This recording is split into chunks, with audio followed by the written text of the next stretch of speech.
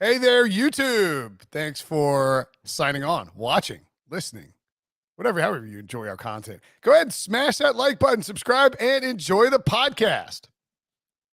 What's up, everybody? Welcome to the Big Six Podcast, CBS Sports Daily NFL Podcast. I'm Will Brinson. I'm your host. If you are listening to the podcast, it is Thursday, April 14th. If you're watching the podcast on YouTube, youtube.com/pick6, it is Wednesday, April 13th. And to the people in the YouTube comments, somebody give Jesse Clark a prize. Plus one's in there saying over under 10 minutes in. We can see the comments. Like we know what you guys are talking about. 7 to 8 is probably right. We're actually talking about college basketball, and you should appreciate that we did that off air instead of forcing it onto the podcast. We're just going to do like a newsy show, and rank some best remaining free agents. And to do that, Tyler Sullivan joins me. Tyler Sullivan, aka Sully, as I usually say. I almost had it. What's up? Either one works. Well, yeah. It's fine. How we doing? Good, man. How are you? No. I usually introduce you as Tyler Sullivan, aka Sully, and then just call you Sully the rest of the show. Yeah, either way works. Like joining me is Sully, Sully from Worcestershire or Southie, Sully from Southie, right? Yeah, hanging around in Southie every now and again. Southie. Oh man. I mean, me and like 50 other Sullys, I'm sure. Oh yeah, I'm guessing. Yeah, it's like having the first name Will. You know. Yeah, exactly. Nobody calls anybody my age by like Will, unless you're like at home and you're in trouble or whatnot. Let's dive into the.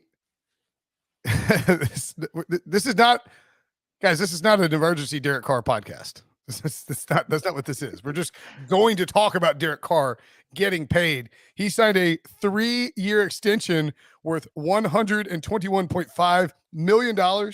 I'm curious, Sally. I was driving to get my hair cut right when the news broke, and I was like, "Oh no!" It was like alert. I was like, "No!" I was like, Derek Carr extension. That's not worth an emergency podcast, but we'll definitely talk about it. Have the real numbers come out on this extension? I don't believe so. I mean, we still have. I mean, I think it's 35 million or 35.5 million with his current contract for 2022 and this extension for AAV, and then this one's going to give him again 40 something million in AAV. But I don't know if there's a legit full on breakdown that we've seen so far from Carr. Yeah, I guess. I mean, look, that matters because. Sure. We see in the comments here, I noticed multiple people like Jalen LeGrant says this smells like a move to make him tradable. Brandon Erasmus says McDaniel's trading Carr next offseason. I would have thought that if they wanted to trade him, that they would have just I guess this is the final year of his contract. Yeah. He wouldn't have been tradable. You'd had to franchise tag him and then trade him. So maybe there is a theory to that. But if they wanted to get rid of Derek Carr, they could have just traded him this offseason. Right. There would have been a ton of suitors for Derek Carr on a single year, 19.7. Like, Derek Carr is basically $900,000 more expensive than Sam Darnold with zero guaranteed money. I mean, I don't know which one's better. Like, would you rather trade for Baker Mayfield or Derek Carr? I mean, it's not even close, I don't think. I mean, outside of, all of the major quarterbacks that were traded after the Deshaun Watson deal, the teams that were kind of left standing looking for a quarterback, Derek Carr would have been right there. He would have been the best option available for the Commanders, for the Colts, the Seahawks. Go down the list. There is a ton of teams. The Saints would be looking to acquire Derek Carr, and they'd be happy to throw multiple picks there. I'm not saying multiple first-round picks, but multiple picks to try to acquire Derek Carr. And going back on this is going to be a possible sign and eventually trade Derek Carr. I don't really see it that way. Coming from up here in New England, Derek Carr to the Patriots with Josh McDaniels as the offensive coordinator was something that was talked about, basically after Tom Brady retired. This has been a long sought after, or at least, really appreciated type of talent with Derek Carr and Josh McDaniels. Yeah, I mean, I think the idea is that the fit between Derek Carr and Josh McDaniels makes a ton of sense. Yeah, for sure. And to me, again, it's the type of offense that McDaniels likes to run. I think is something that Carr strives in. Not, nothing too risky, short, intermediate, kind of work your way down the field. And obviously, it changes a little bit with Devontae Adams now in the picture. But ultimately, it's the type of quarterback that Josh McDaniels likes working with. And as we've seen over the last few years here, someone who he's at least targeted at some point or another when he was a member of the Patriots organization, especially after 2020, with the first year after Cam Newton. Carr was a name, if they did not get Mac Jones, that maybe they were going to be looking at there. Again, that's according to reports. So it's somebody that he likes. Immediately when they got there, it kind of felt like, at least to me, that was the quarterback he wanted to pair himself to. He wasn't going to go somewhere, Josh McDaniels, who's been very picky over the last few years of where he was going to go, that he was going to go with an uncertain quarterback situation for sure. Somebody says I got Lego hair going today. I just got back from my haircut. It looks good, Will. Yeah, it looks fine. It doesn't look great. It looks fine. So I agree with you. I think Josh McDaniels likes Derek Carr. Yeah. But what I find really interesting about this contract is that, I'm just sort of looking through. Here's one thing from Mike Garofalo. He says, in all, Derek Carr is said to earn $143 million over 4 years, with $100 million of it coming over the next 3 years. The deal also includes a no trade clause. Oh, well, there you go. Yeah, he's not. If there's a no trade clause, he ain't going anywhere because Derek Carr loves Las Vegas. He loves the Raiders. But I don't see anything about guaranteed money. I hadn't seen that. I'd only seen $100 million in the first 3 years. And his new contract is his over the next 3 years. He's going to get $20 million from the Raiders in 2023. So then we got to get another, $80 million? Means he's set to make. When you see a quarterback contract and there's not one mention of guaranteed money, that is. When you see any contract, there's not one mention of guaranteed money, and the detail, like what were the 2 hours ago? The contract came out, and there hadn't been any mention of guaranteed money, and there hadn't been the contract's not hasn't actually been uploaded or put online anywhere or broken down. It's usually funny money, but if he's got a no trade clause, it basically, it's probably a situation where they can cut him after 2 years, or it's certainly after 3 years, because remember, we're talking about a guy here in Derek Carr that will be 31 this coming season. There's just something stinky about the way it was reported, The thing for me maybe is, again, all players want guaranteed money. It's people like money. That's very simple and very easy to say. But if you're Derek Carr, I think you value that no trade clause immensely, especially that type of quarterback the positions that he's been in over the last few years, basically every offseason, saying that, the Raiders are going to move off of him. Everything's, they're looking at other options at quarterback. Maybe they'll go into the draft. Maybe they'll throw their hat into X quarterback that's going to be moved from his current team. Maybe he values the security that he controls where he goes. He controls if things do go haywire in Vegas, he dictates where he lands. Yeah, that's a good point. And it's also worth noting that I want to say his last contract. Yeah. So his last contract was a 5-year, $125 million contract. And when he signed it, people freaked the geek out. It's like, oh God, you can't give Derek Carr that kind of money. And then, so, we're talking about what is that? 125 divided by 5. Really got my thinking cap on today. 25 million per year. That's like nothing, right? But it only had $40 million in fully guaranteed money. So just a third of the deal was fully guaranteed. That's not it was a lot more like an Andy Dalton contract than a Jay Cutler contract is how I always frame it. Or we could, and now you could even say it was more like a Jimmy G contract or a Derek Carr contract than a Kirk Cousins, contract, right? So the Raiders could get out of it very easily. I would guess based on the way that this is being reported, that it's a similar situation. Where yes, that's great that he has a no trade clause, and I don't blame him for asking for it, and I don't blame the Raiders for giving it to him because they're like, look, we can cut you in after 1 year, maybe even 2 years.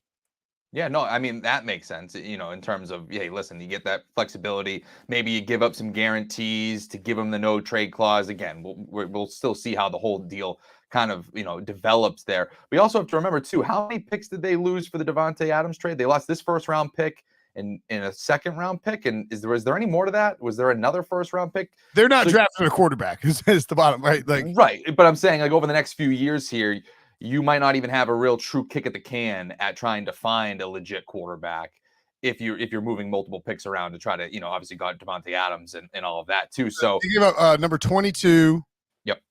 and number 53. Okay. So just this year. Yeah, just this year. Yeah. But think about it like this. If you are I really do look like I got like Lego hair going on. I don't know what's happening. It's got like the if you've got a situation where you're the Raiders and you don't have a first round pick this year, so you're not going to add an impact young player to your roster. You obviously can't get a quarterback in the first round. Are you going to you don't know how you're going to perform in 2022? If for all you know, you can make the playoffs and not have a great pick, and so this gives you some flexibility. I think, like if let's say you have the 15th or 17th overall pick next year, and you can't get a quarterback where you want, and you don't want to be in quarterback purgatory, and Derek Carr keeps you out of quarterback purgatory. And if he's good in Josh McDaniel's system and he lights up the NFL this year, this contract is going to look like a steal. It's a my son just informed me that he's fresh to death. Oh, look, we both got haircuts. You want to come say hello to YouTube? Hello. All right, say bye to YouTube. Bye. I'm literally live on the internet right now, guys. Oh my God, what is the matter with my family? Everybody's excited. They got new haircuts. I know, right? Anyway, hey, Derek, we got haircuts. Derek Carr got millions of dollars. That's what happens when Derek Carr gets a contract. We go get haircuts. The Brinson family celebrates with haircuts. Yeah, I mean, I just think that this gives you flexibility in terms of how you're going to handle your quarterback situation moving forward. You know that Derek Carr is going to be a serviceable quarterback, if not an above average quarterback, for at least two to three more years.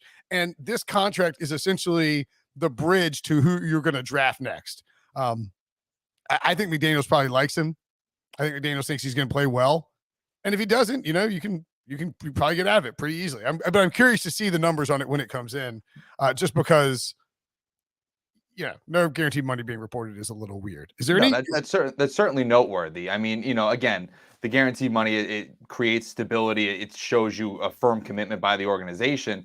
But what else were the Raiders going to do here? I mean, really, at this point in the offseason, are you going to try to go after Jimmy Garoppolo? The familiarity there in New England. I don't really see the other options there, especially when you're in a division now that is just absolutely loaded. You might want to go with the known commodity in Carr as you're going into 2022 in a division where there's Russell Wilson, Justin Herbert, and Patrick Mahomes. Well, and again, if Derek Carr plays awesome and is a Pro Bowl caliber or all pro, whatever, all pro seems like a stretch, but let's say he's a Pro Bowl caliber quarterback and the Raiders go to the playoffs. I mean, he was going to demand like $45 million per year, because the way it was phrased, it was like Derek Carr's new money average of $40 million. It's like, well, that's fine, but you just, still an extension with 1 year has $20 million. Like, he doesn't make $40 million a year. Yeah. He just doesn't. But that's fine. Were there, I'm digging through the email thread here. I'm just making sure I didn't miss any news. I mean, it's pretty slow out in those NFL streets today, right, Sully? Well, it has been pretty busy over the last few months and few weeks. So we were down for a slow day at some point, right? Yeah, I think it's probably fair. I probably just jinxed it, right? But I think but I do think really quickly, just to put a last pin on the Carr situation. I know you're saying like, oh yeah, well, it's not really $40 million a year and all of that.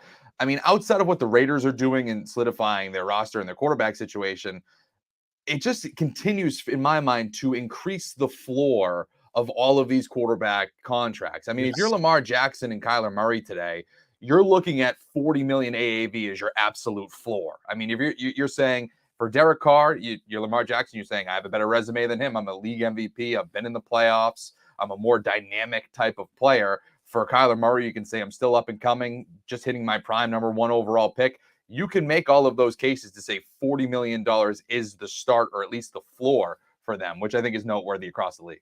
Yeah, for sure. And you're definitely going to have people pointing out that their quarterback's making $40 million, even if it's not really $40 million. Just quick draft news. We have the Panthers are reportedly calling teams trying to trade down. And the Dallas Cowboys said, Jerry Jones said, while introducing their newest sponsorship with blockchain, which I'm sure you can explain to us in great detail, Sully, what blockchain is, how it works, the basic mythology. I can give you the whole breakdown if you want. Do you have any idea? No, not at all. I didn't think so. But I mean, like, I know like kind of what it is. I could probably throw it out in like I could probably weasel my way through a casual conversation, but if I were like put on the spot, like on the stand, I'd maybe I don't know what it is. I bought the stupid basketball video cards and anywho. And then but Jerry Jones said the Cowboys would be willing to move up. What do you think is more likely? Panthers move down or Cowboys move up?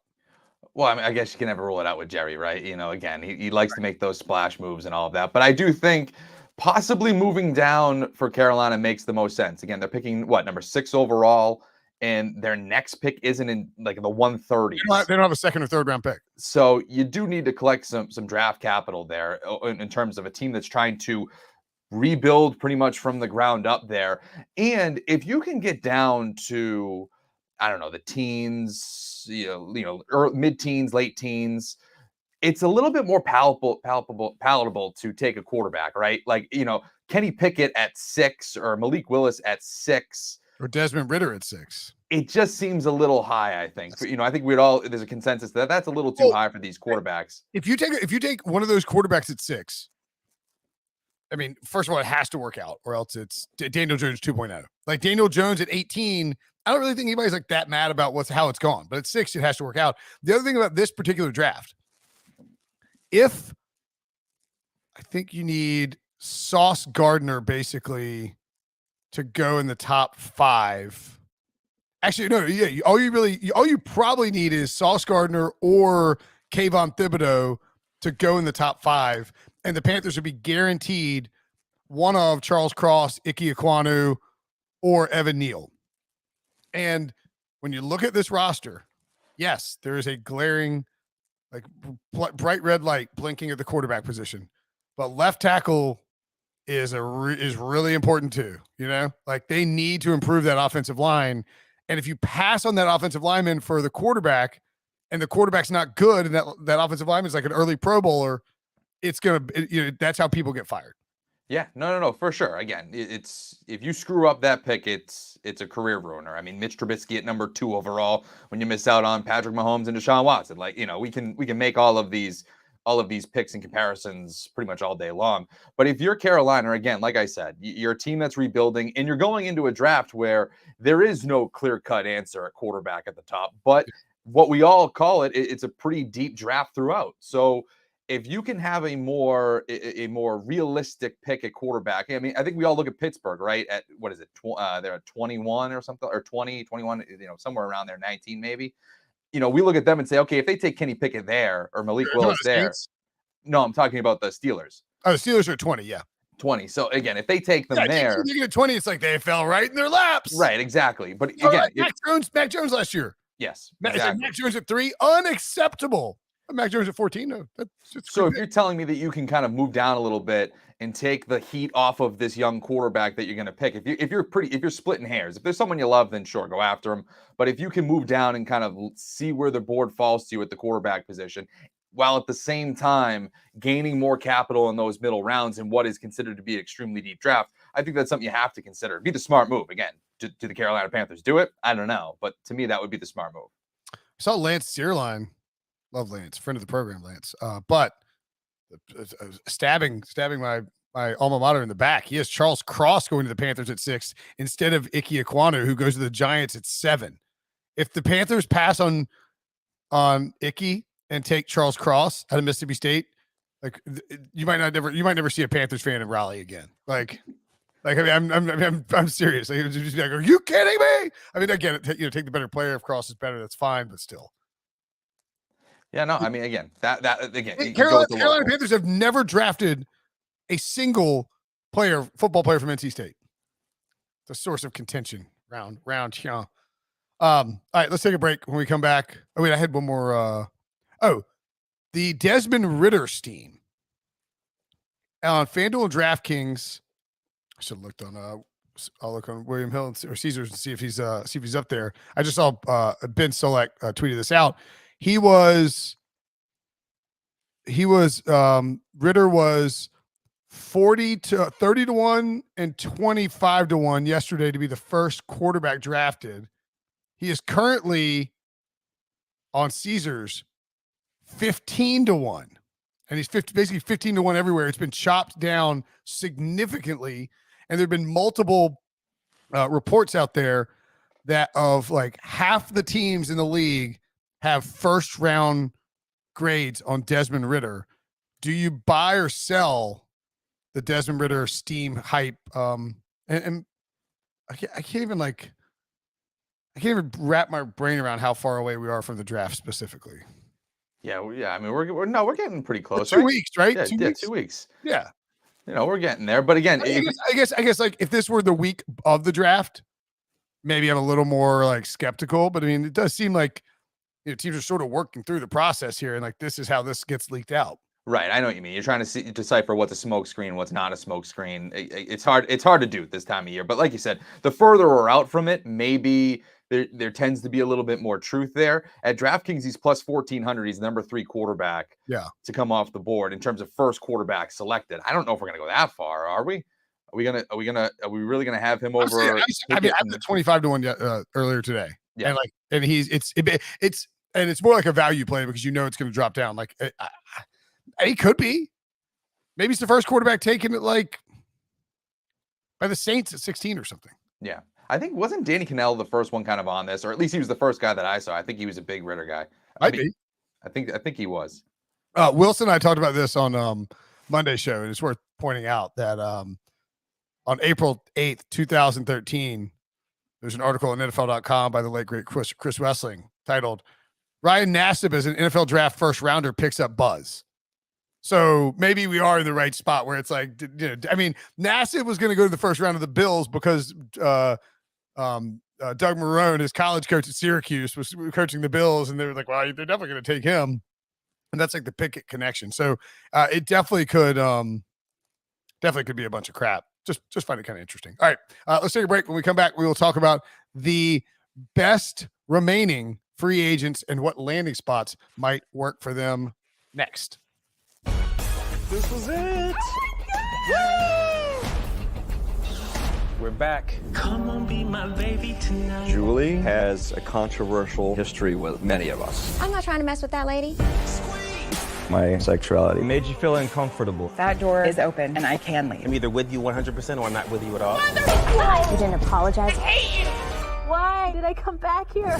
The Real World Homecoming, New Orleans. Streaming April 20th exclusively on Paramount+.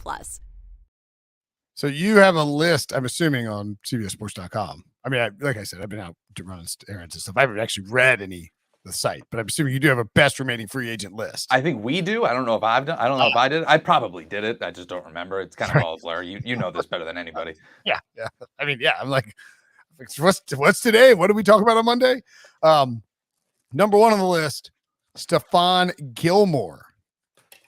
What do we think best landing spots for him? I believe the Rams have been in contact. What was the consensus best landing spot? That was the most recent report that there's been some contact between the Rams and Stephon Gilmore. And I think the further along you go into the offseason, when you're the type of free agent like Stephon Gilmore, extremely talented, little bit, experience in the league, I think the Rams are always going to be in that discussion, right? Like, again, it's if his market's going a little bit stale, all right, take a little bit less, go to Los Angeles, try to load up and see what can happen. I think that again, pair yourself next to Jalen Ramsey. That's an unreal secondary that you have there in LA. So the Rams are always going to be one of those discussions. I think we'll probably mention them a bunch here, but I think the 49ers are interesting.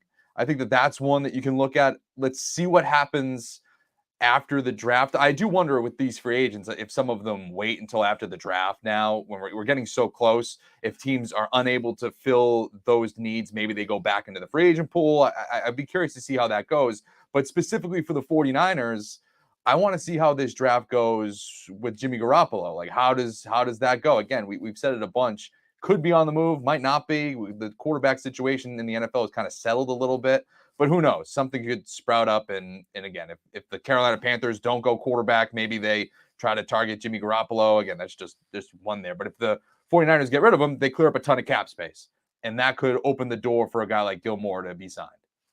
It's also worth noting that I believe the date is like May 10th.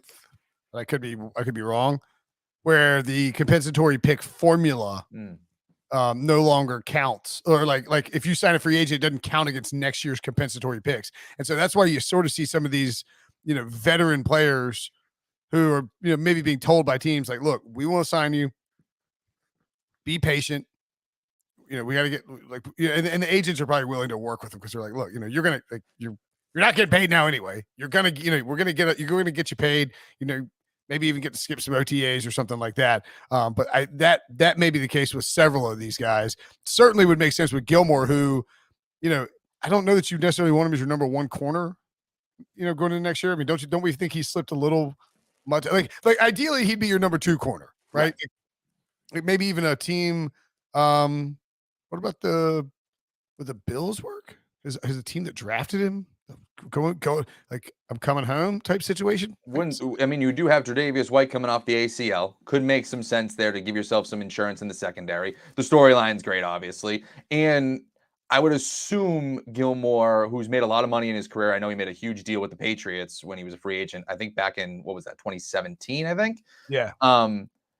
Maybe he's looking to go again, want to win a Super Bowl. Like that's, again, a clear motivation for a lot of these guys. I know we'll talk about Tyrann Mathieu too. He said, I'm sorry, exactly.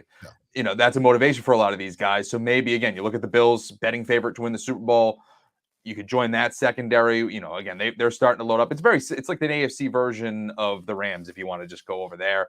If you want to stick it to the Patriots 2 times a year, I mean, there was some bad blood ending that relationship. So, again, there's a lot of storylines that you can go there with Gilmore. All right, let's move on to Tyrann Mathieu. Targeted rumored spots or the favorites to land: Eagles, Saints, Lions, Colts, Jets, and Steelers. So he's getting a lot of action out there. I mean, I wonder what the hesitation is here for Tyrann Mathieu to sign with the team. Maybe he wants to go to the Steelers and they're like, look, we will sign you, but you're going to have to wait for that comp pick formula because, the contract's like he's going to get a pretty decent contract, I would think, even this late in free agency. I would think so. And again, his market was starting to heat up. He was in Louisiana, in New Orleans, visiting family and friends, I think. And then he popped into the New Orleans Saints for a workout or at least a visit. Right. So there was some interest there. The Philadelphia Eagles have reportedly been interested. He did a virtual visit with them. And apparently there's interest on both sides. I think you're right on that. I think the compensatory kind of factor is coming into play here with a guy like Mathieu too, just because, again, you're not going to give up a ton of capital, especially if you're going to pay a guy like that. I think the Steelers make some sense. Obviously, I think that they just, he reminds me of somebody that would just be that absolute playmaker in that defense. It just feels like a type of player that would fit well with Mike Tomlin. I thought that the Ravens were going to be a decent fit for them. Obviously, they filled that position, so they don't really need him there as well. I think one team that's pretty interesting would be the Tampa Bay Buccaneers. Again, there was, I think in that Super Bowl against the Chiefs and the Buccaneers, him and Tom Brady were kind of jawing back and forth. I don't see that being a huge issue there. I think that'd be actually awesome to see him join that type of team. I think they lost. It wasn't Antoine Winfield. Who did they lose at the safety to the New York Jets? I forget who it was, but they lost the safety in free agency.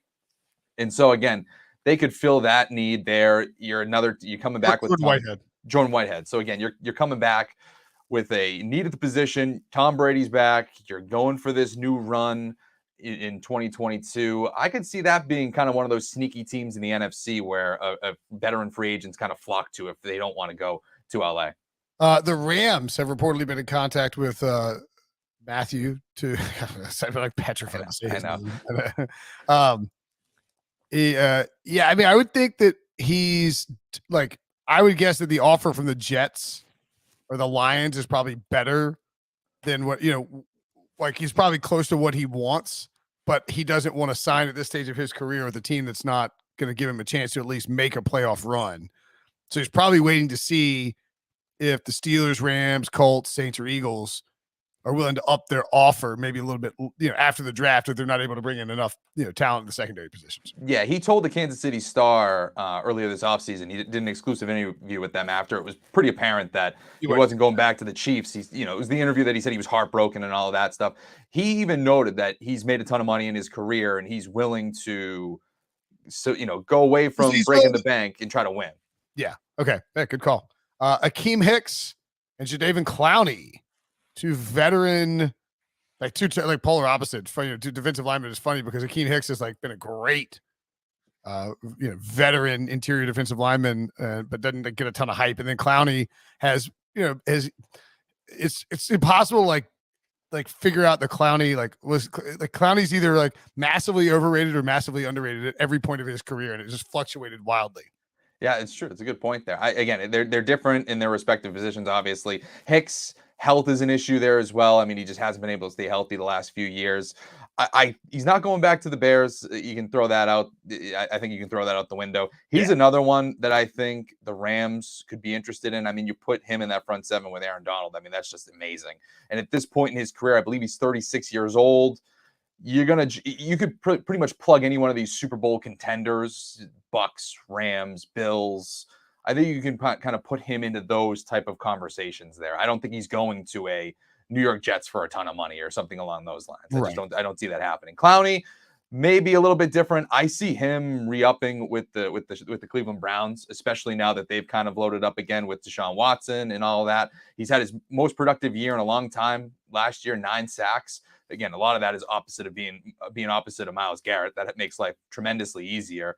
But if you're the Rams too, again, you did bring in Bobby Wagner, but you lost Von Miller. You do need something to replace that off the edge. It's possible that they look at Clowney for that too.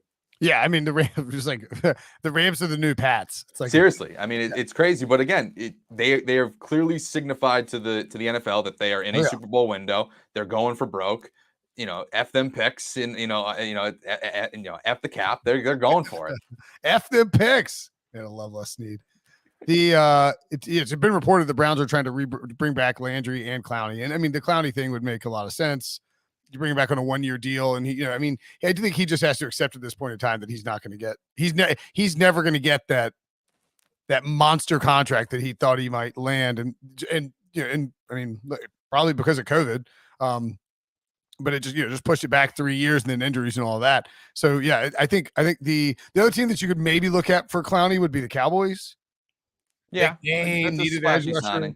Yeah, but I mean, you still have Lawrence and Micah Parsons, unless you're gonna change. Yeah, I mean, I guess it depends on because remember they moved Parsons all around, and Clowney you can slide inside in theory. So I mean, you could have you could have I mean, you could set it up where Parsons is not just a pure edge rusher and move him all around if you wanted to do that. But yeah, I mean, it's not like I think the other teams we mentioned, and particularly the Browns, make a lot of sense. It sounds like the Browns might even be a done deal.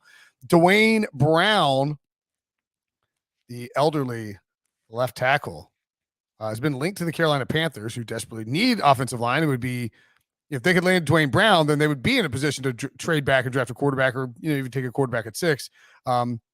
But I think it's been reported that the Seahawks are likely to bring him back. Yeah, those are the two teams I think you got to watch, Seattle and Carolina. If you're Carolina, I understand the approach, like you said, but again, you're a young team. You're a rebuilding team. I don't really know what that does for you. I don't. It might help you in the immediate, but there's still a long-term need at blindside tackle. I just think that, again, it helps. It's a Band-Aid, but you're still better served looking around the draft for somebody like that. If you're signing Dwayne Brown, you need to be you shouldn't be signing him thinking he makes you a playoff team. You need to be signing him thinking, okay, we're gonna have a young quarterback and we want him not to get killed. Yeah. I mean, that's that's really the only. I think one team that would be somewhat interesting in that, and again, you can talk about this for any of those veteran tackles too. I think the Patriots would be interesting too. Just speaking from somebody up here, the tackle position has been something that's been a little bit of a struggle there. Trent Brown's back. They have Isaiah Wynn. Both of those guys have really struggled to stay healthy. You can make a case that you could bring in another tackle either via the draft or, again, you have a ton of positions that are of need there at number 21 if you go corner, linebacker, or wide receiver, tackle's an option there, but you're sacrificing at those other positions there. Maybe you bring in a veteran to kind of be that swing guy. Maybe you move Isaiah Wynn inside to one of the guard spots. That one is something to keep an eye on, I would say. Yeah. Man, just like you look up like Dwayne Brown news, and it's like Panthers interested in Dwayne Brown 3 weeks ago. Right. It's not like his market's extremely hot right now. Yeah. I mean, no, all these guys are just these are after the draft signings. It feels like unless there's something, because at this point, if there was somebody willing to give these guys enough money that they would be, like if there's a contract out there that they were willing to do on a random team, they're going to take it at this. Rob Gronkowski, Bucks or bust. Yeah, I think that's right. I mean, especially after the Buffalo Bills got OJ Howard. Yeah, I think that kind of threw that return, finishing out your career with your hometown team out the window. There were reports early in the offseason that was something that I think the Bills kind of floated that out there to see if there was any sort of interest. Gronk would be down for it. Yeah, maybe he would have been, but I think it was a clear sign that once Howard went to Buffalo, then, that was kind of out the window. He's often said that Tom Brady's the only quarterback he'd ever play for. I thought it would have been fascinating to see what he would have done had Tom Brady stayed retired. Yeah. He was talking about Joe Burrow, so maybe that would have been interesting. But ultimately, Brady's back in the league. Gronkowski's going to play with the Buccaneers. He's going to play with Brady. Yeah, if Brady plays. if Gronk plays, I think it's Tampa Bay, because you spend your entire career. Has he ever caught passes from another quarterback?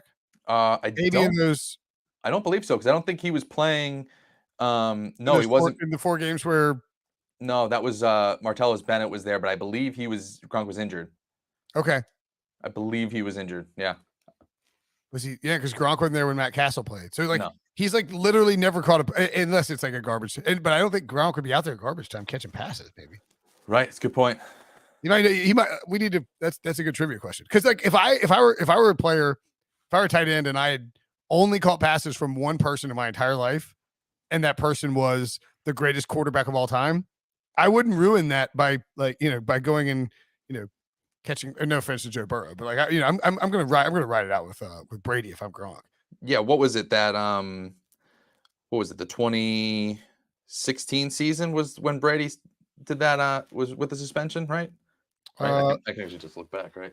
That's true. It is 2016. So, So I mean, he only played 8 games that year. So I don't know if he actually. He didn't catch it. He didn't catch any passes from Jimmy G in the first game.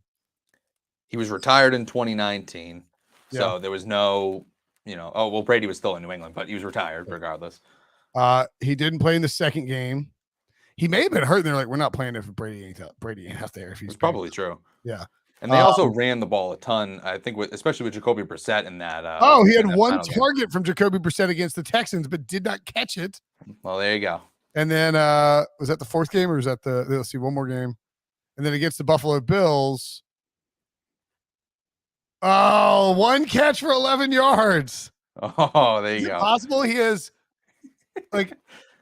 that's wild. Is that possible? Surely he's gotten some garbage time catches. Imagine if he had 620 catches from Tom Brady and 1 from Jacoby Brissett. Well, I was gonna say, imagine one from Julian Edelman on just a random trick play. You know what I mean? That's true. Good point. All right, Odell Beckham Jr. Are the favorites to sign Odell Beckham? Yeah, I thought that was interesting. I don't know if those odds are older, especially after the Devontae Parker trade. I don't know, that it would seem like things are a little bit. I mean, those odds are not based on again, they're reactionary odds, to whatever people are saying out there. I do think that it was interesting. Rappaport was on McAfee today saying that Beckham's original ACL surgery with the Cleveland Browns, it didn't go as well. I'm paraphrasing. It didn't go as well as they initially had hoped. The ACL surgery that he had after the Super Bowl with the Rams actually repaired a lot of the things that were wrong when he was with the Browns. And Rappaport even said that it might have even extended his career having the surgery. So a little bit of a blessing in disguise for him there. That's just a note on OBJ. I think the Patriots would make sense. A little bit of a bonus shot fired at the Cleveland. I know, right? Really, another jab on the way out. Even though that there are, there are reports that there could be a reunion now, especially with Baker gone, with the Browns. I mean, there are, you as much as we like making fun of that jab, there have been some rumblings that there could be a reuniting kind of partnership there with the Browns. And that I think is all predicated on Mayfield being gone and all that. But when OBJ left, it was like not one teammate came out and was like, "Yeah, Baker got your back, bro." Yeah, it's true. That's very telling. Yeah. But I think the Patriots make sense again, just because of the need at their position, especially if they don't address it at the draft. I think the Colts are interesting. Beckham was on social media, commending the Matt Ryan trade. They could use another guy outside of Pittman. Packers obviously make sense. Yep. I think, Packers clearly make sense. The Raiders, I think, would be interesting. Just again, load up with the AFC West. It would just be par for the course in that division. I think that the Patriots, the Packers, and the Colts probably are my top three. That would probably be my top three for landing spots for Beckham. Yeah, and it's worth noting too that Beckham's probably not going to play until November. Buddy of mine just somebody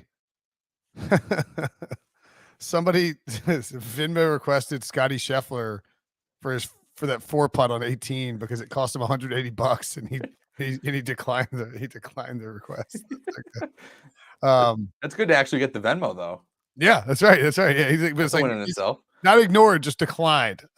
He's got to do that at I don't know. I don't know if Scotty Scheffler drinks or not, but if he does it at the Friday night, maybe it's all right, screw it. Yeah, screw it. I'll pay this guy. That's right. Niners could be an option for Odell as well. That's a good point from Jalen in the chat. Melvin Ingram had a really, really productive stretch run with the Chiefs. I mean, you could even argue what were the Steelers thinking trading him, but they did, and then Ingram nearly helped the Chiefs, make a Super Bowl run were it not for Joe Burrow. Yeah, no, that's totally true. And again, I think Kansas City, again, it would be interesting. He recently had a visit / possible workout with Miami Dolphins. So that's an interesting kind of landing spot for him there as well.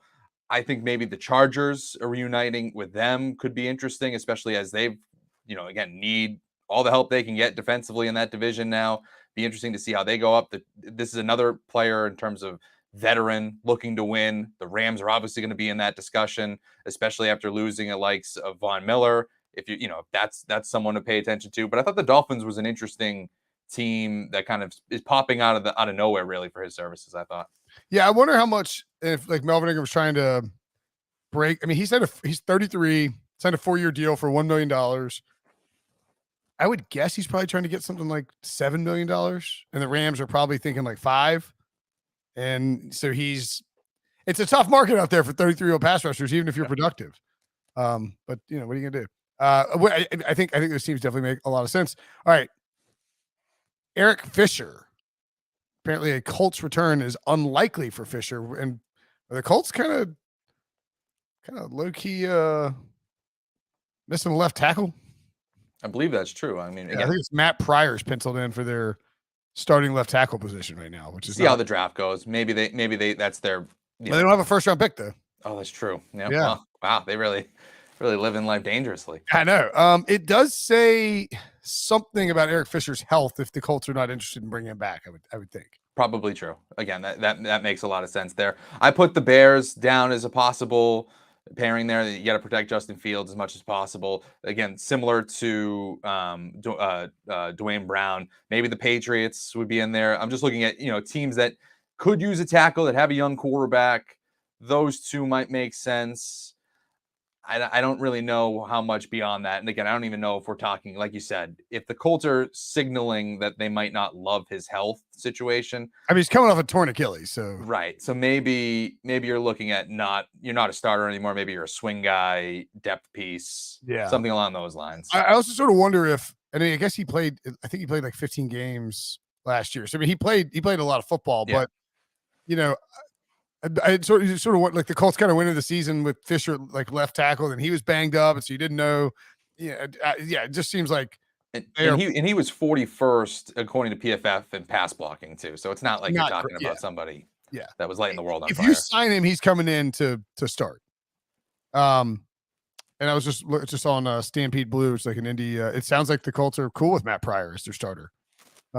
which is kind of interesting. So that's Eric Fisher may be looking for a while. He might be a wait and see how healthy he is come training camp. I mean, a torn Achilles ain't nothing to shake off for a 31-year-old left tackle. I mean, like you're moving back and pass sets a lot. I mean, that's absolutely at that position. Again, you're facing the premier pass rusher on every team. I mean, that's not the easiest thing to come back from. No. And finally, Jaquiski Tart, we add to the list. Wait, it's a lot of like big names. Yeah.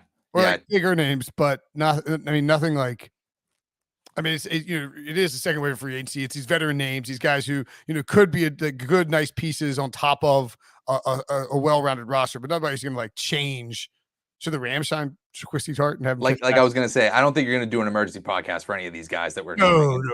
Like we're not at that level anymore in terms of the free agents available. Rams make sense. I think a return of the 49ers makes sense. By the way, at one point during the during the early portions of the pandemic when HQ couldn't even operate, so we had to do like an hour show every day, like from like right here. One of the producers was like, every day would just start off with like where like Jadeveon Clowney watch, and we were like, oh my god, stop! We cannot talk about Jadeveon Clowney anymore. Like, stop putting him in the rundown. Like we've talked about Jadeveon Clowney first for 4 straight days. Like it's just ridiculous. Finally, we take him off, he signs like that day or something like that. That's usually how those go. Yeah. So what do you think? What do you think? Tart, good landing spot for Tart. Yeah, again, Rams make sense. It's just a typical type of free agent signing. A return to the 49ers, I don't think is out of the question. I understand that it's a tough pill to swallow in that NFC Championship game, but it happens. I think that he's still someone that they should probably bring back.